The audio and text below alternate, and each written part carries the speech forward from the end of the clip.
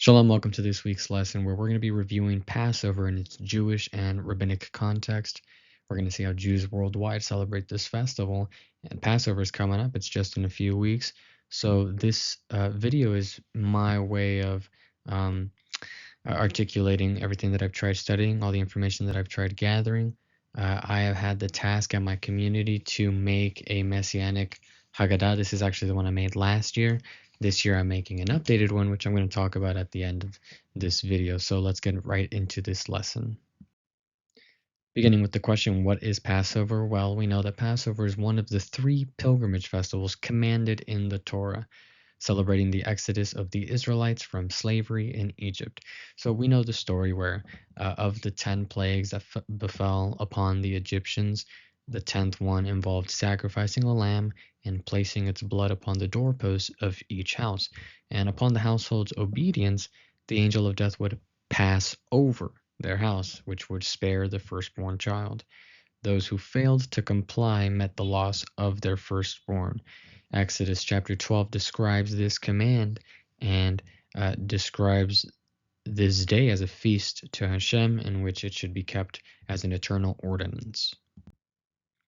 Leviticus 23 and Numbers 28 list Passover and Feast of Unleavened Bread as 2 separate appointed times. So when the Israelites received the list of the appointed times in the Torah, as I list those 2 chapters, the Torah states these 2 feasts as separate feasts. Yes, historically they were separate. Passover referred specifically to the night of the 10th plague, which is the 14th of Nisan, the Hebrew month of Nisan, while the Feast of Unleavened Bread referred to the Israelite command in that time to rid themselves of all leaven or yeast as they came out of Egypt. They were only allowed to eat unleavened bread. The Talmud and Midrash highlight that Pesach, Passover, refers specifically to the night of the offering of the Passover lamb, where the Feast of Unleavened Bread refers to the commemoration of the Exodus itself. When the temple stood, Pesach, Passover, was primarily for sacrificial worship. Okay, recall again the command for all men to appear and sacrifice in the temple, while the Feast of Unleavened Bread commenced the celebration in a more broader sense. And with the destruction of the temple, we can understand how the emphasis shifted to the Feast of Unleavened Bread, treating Passover as now it's a week-long holiday celebration, conflating the 2 because of their relevance and consecutiveness. Well, even if they are conflated now, treated as one holiday, why do Jews primarily refer to this time as Passover instead of a Feast of Unleavened Bread? Because remember, Passover was just 1 day, Feast of Unleavened Bread was 7 days. So why is the feast referred to overall as Passover? This line of thinking also emphasizes that God commanded Israel to commemorate the Feast of Unleavened Bread specifically. Well, the Midrash explains that God calls it Feast of Unleavened Bread because of the virtue of Israel, who followed him into the wilderness with faith. But Israel, in response, refers to the feast as Pesach, Passover, because of the virtue of the Holy One, blessed be He, who passed over their houses in Egypt. So there's a broader theme in rabbinic thought that presents this loving relationship between God and His chosen nation. And this is also heavily inspired or can be seen throughout the book of Song of Songs, which is Shir HaShirim, rabbinically read entirely as dialogue between God and His people Israel. Feast of Unleavened Bread refers to God's emphasis on Israel's faith, while Passover is that reciprocated love, referring to Israel's emphasis on God's kindness. So in today's lesson, we're going to review how Jews celebrate Passover in a rabbinic context, where on Passover night, the 14th of Nisan, Jews all over the world partake in a ritual meal called the Passover Seder, which literally means the Passover order. On this night, Jews use a guide called the Haggadah. The Haggadah comes from a word meaning to tell or telling. And this Haggadah, which is like a ritual guide, basically imagine it would look like this.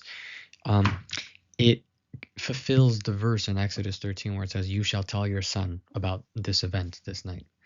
There are many types of Haggadot available online, which at the end of this lesson I'll hope to share a few that I've collected based on so many in different languages, different variations of the celebration. Um, this celebration, especially in conservative and reform Judaism, it's very flexible to accommodate to the interests of those present.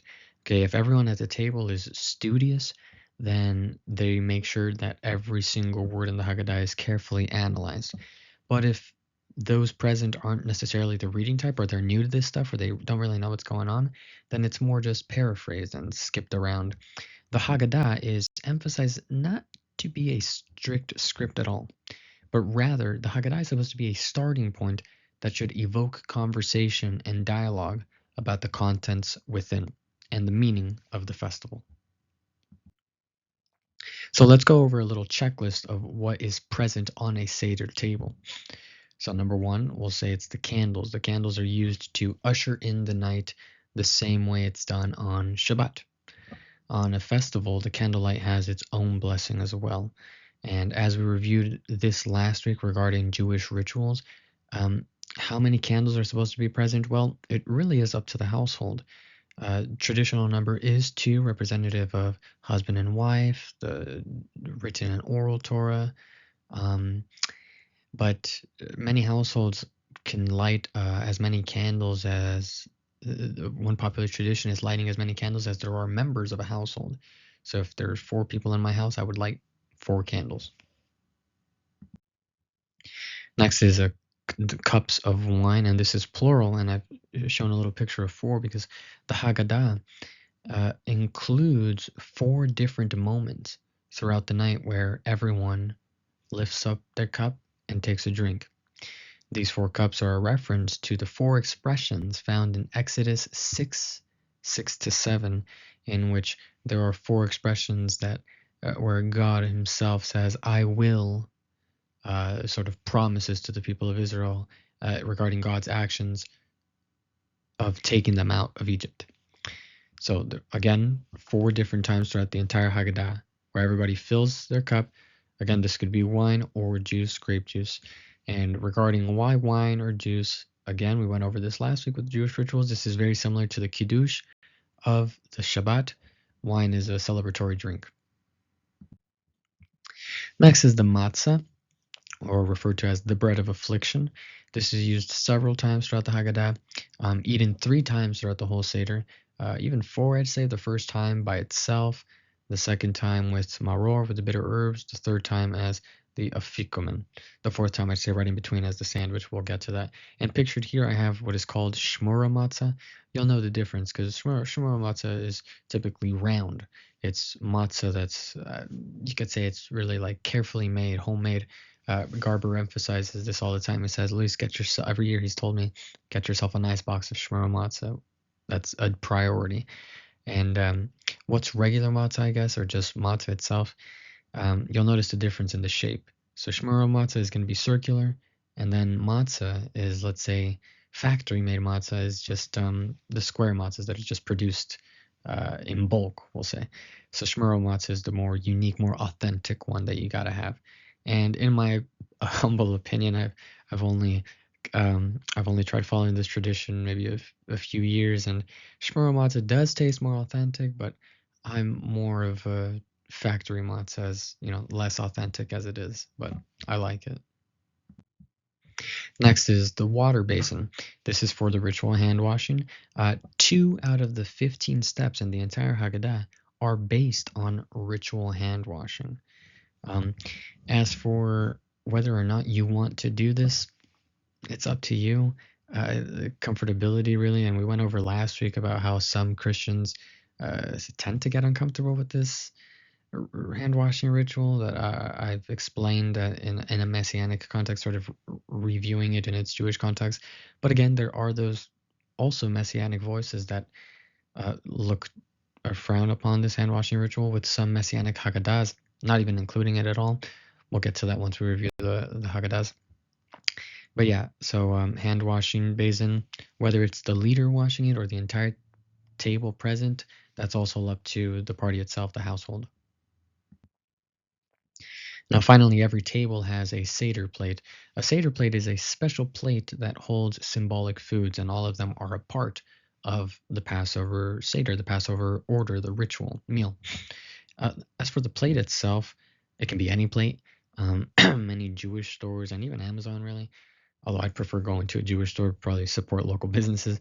They sell very beautiful Seder plates. Here I have a picture from Google, but um, I have mine at church, if I'm not mistaken. I bought one, I think, either 2 years ago, and it's a nice plate. It costs like $70. It's pretty expensive.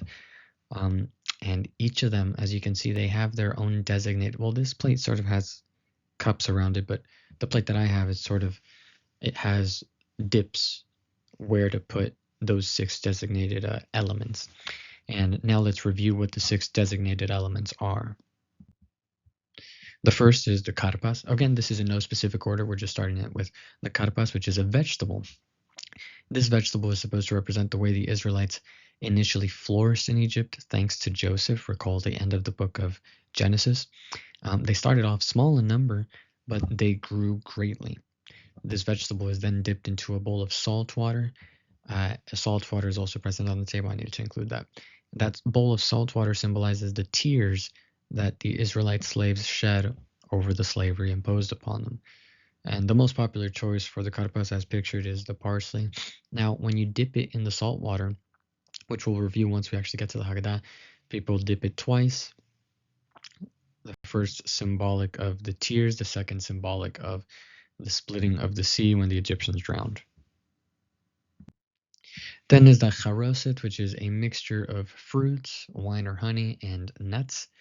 I'm actually allergic to peanuts, so my wonderful girlfriend last year made a little separate batch just for me with no nuts in it. And this symbolizes the mortar that the Israelites slaves used to construct buildings for Pharaoh. And the name charoset comes from the Hebrew word for clay. The charoset definitely has a very important part in the Haggadah. It's used, it's emphasized twice when you're supposed to dip your other element in it. We'll get to that. Then is the maror and the chazeret, which I have included together because they're both bitter herbs. So maror, the primary bitter herb, we'll say, they both symbolize the bitterness of slavery, where maror, most Jews use horseradish for maror. I have here just regular horseradish, and then this red one, if I'm not mistaken, I think it was like mixed with wine to give it that coloring, and also to symbolize, to visually represent brick mortar. So this is, it has its own step as well. And then following is the chazeret, a second bitter herb, more like a backup herb, because the Haggadah details a second moment to partake in a bitter herb. And this time it's a part of a sandwich called a Hillel sandwich. That's step 10. We'll get to that. Where now Jews often use romaine lettuce or another green bitter herb. And you might say, but romaine lettuce isn't bitter. I have lettuce all the time. It's not bitter. You're right. The rabbis explain that lettuce is not bitter as we have it, but when the stalk is left in the dirt for too long, that's when it turns bitter, and that represents.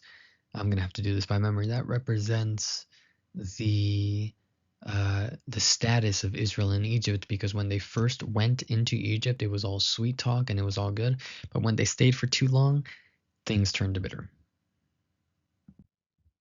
And then finally, these two elements, the zeroah is a shank bone. This roasted lamb shank bone symbolizes the lamb that Jews sacrificed as the special Passover offering when the temple stood in Jerusalem. Well, the Israelites can no longer offer the Torah mandated Passover ritual because of the destruction of the temple. So this shank bone is representative of that.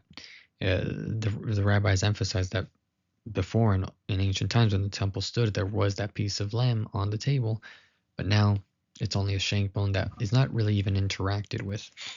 And then there's a beitza, an egg. This is a hard-boiled or roasted egg, represents the Chagiga sacrifice. It is a sacrifice offered in the temple on every single holiday, a special secondary sacrifice. Its round shape symbolizes the cycle of life, that even in difficult times there is hope for a new beginning. Again, both the zeroah and the beitza, they're not interacted with, but they're present on the plate as visual reminders. Well, with this first part of the lesson, we've reviewed the context of the night and what needs to be on the table in order to fulfill a traditional Seder. Stay tuned for the next lesson where we're going to give a brief overview, and I'm going to try doing a walkthrough of my understanding of each step in the Seder. Remember, there's 15 steps in the Haggadah, and I'm also going to review different Messianic Seders and how they organize the night. So stay tuned for the next lesson. I'll see you then.